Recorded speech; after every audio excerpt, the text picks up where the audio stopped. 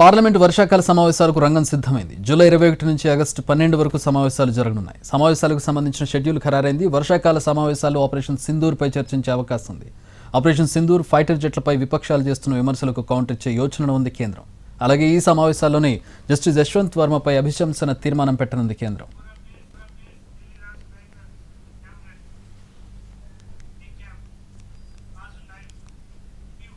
Parliament వర్షాకాల సమావేశాలకు రంగం సిద్ధమైంది. జూలై 21 నుంచి ఆగస్టు 12 వరకు సమావేశాలు జరగనున్నాయి. నెక్స్ట్ మంత్ స్టార్ట్ కాబోతున్నాయి. కొన్ని కీలక పరిణామాలు చోటు చేసుకునే అవకాశం కనపడుతోంది. కీలకమైన చర్చలు జరిగే అవకాశం కనపడుతోంది. మా ఢిల్లీ ప్రతినిధి రాజు జాయిన్ అవుతున్నారు. రాజు, ఆపరేషన్ సింధూర్ తర్వాత ఒక మేజర్ ఈ జరిగిన తర్వాత జరగబోతున్నటువంటి సమావేశాలు ఇవి. అలాగే ఒక న్యాయమూర్తికి సంబంధించి కూడా కీలకమైనటువంటి పరిణామాలు చోటు చేసుకోబోతున్నట్టుగా తెలుస్తుంది. ఏంటి వర్షాకాల సమావేశాలకు సంబంధించిన వివరాలు ఏంటి?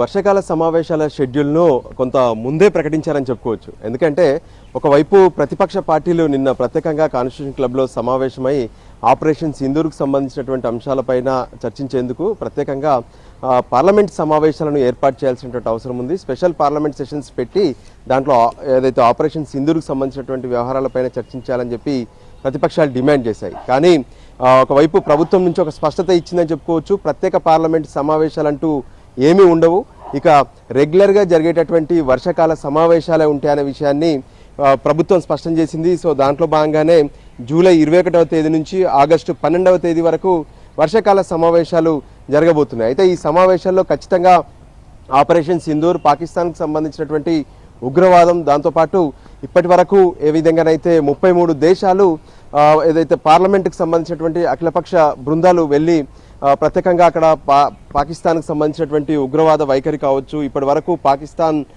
భారత్లో చేసినటువంటి దాడులు, ఇక మున్ముందు ఏ విధంగా పాకిస్తాన్ను అడ్డుకోవాల్సి ఉంటుంది ఏంటి అనే దాని మీద ప్రత్యేకంగా వివిధ దేశాలకు కూడా వివరించి వచ్చారు. ప్రతినిధులు వస్తూనే ఉన్నారు. సో వాళ్ళకి సంబంధించినటువంటి రిప్రజెంటేషన్కి సంబంధించినటువంటి అంశాలు కూడా ఈసారి వర్షాకాల పార్లమెంట్ సమావేశాల్లో చర్చకు రానున్నాయి. ఇక మరోపక్క ఏదైతే తన ఇంట్లో నోట్ల కట్టలు దొరికినటువంటి యశ్వంత్ వర్మ సంబంధించినటువంటి అంశంలో కూడా అభిశంసన తీర్మానం పెట్టే అవకాశం కూడా స్పష్టంగా కనిపిస్తుంది. దీనిపైన ఇప్పటికే ప్రతిపక్షాలు డిమాండ్ చేస్తున్నటువంటి పరిస్థితి ఉంది. ఇక దాంతోపాటు ఏ విధంగానైతే ఒకవైపు ప్రతిపక్షాలు ఆందోళన చేస్తున్నటువంటి అంశంగా కీలకంగా పాకిస్తాన్లో భారత్కు సంబంధించినటువంటి యుద్ధ విమానాలు కూలాయా లేదా అంటూ పెద్ద ఎత్తున కామెంట్ చేస్తున్నటువంటి పరిస్థితి కనిపిస్తుంది.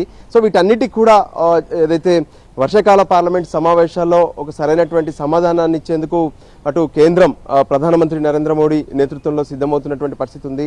సో దానికి అనుగుణంగానే ఆపరేషన్ సింధూర్తో పాటు దేశంలో ఉన్నటువంటి మరికొన్ని కీలక అంశాలు కూడా ఉన్నాయి. ఏదైతే వన్ నేషన్ వన్ ఎలక్షన్కి సంబంధించి ఇప్పటికే పార్లమెంటరీ స్టాండింగ్ కమిటీ కూడా వేశారు. ఆ స్టాండింగ్ కమిటీ పలుసార్లు సమావేశాలు కూడా కొనసాగుతున్నాయి. దానికి సంబంధించినటువంటి చర్చలు కూడా జరిగే అవకాశం ఉంది. దాంతోపాటు మరికొన్ని బిల్లులకు సంబంధించినటువంటి కీలక నిర్ణయాలు కూడా వర్షాకాల పార్లమెంట్ సమావేశాల్లో కనిపిస్తున్నప్పటికీ కూడా ప్రతిపక్షాలు మాత్రం కీలకంగా ఆపరేషన్ సింధూర్ పైనే ఫోకస్ పెట్టే అవకాశం కనిపిస్తుంది. మరోపక్క కేంద్రం సైతం ఏ విధంగానైతే ఉగ్రవాదాన్ని అంతమొందించేందుకు ఆపరేషన్ సింధూరే కాకుండా ఇప్పుడు దేశంలో జరుగుతున్నటువంటి ఏదైతే గూఢచారు కోసం ఎవరైతే పాకిస్తాన్లో ఉన్నటువంటి వాళ్ళ కోసం పనిచేస్తున్నటువంటి గూఢచారులు ఉన్నారో వాళ్ళని ఏ విధంగా పట్టుకునే ప్రయత్నం చేస్తున్నారు ఏంటి అనే దాని మీద కూడా ప్రత్యేకంగా ఈ పార్లమెంటు సమావేశాల్లో చెప్పే అవకాశం కనిపిస్తుంది.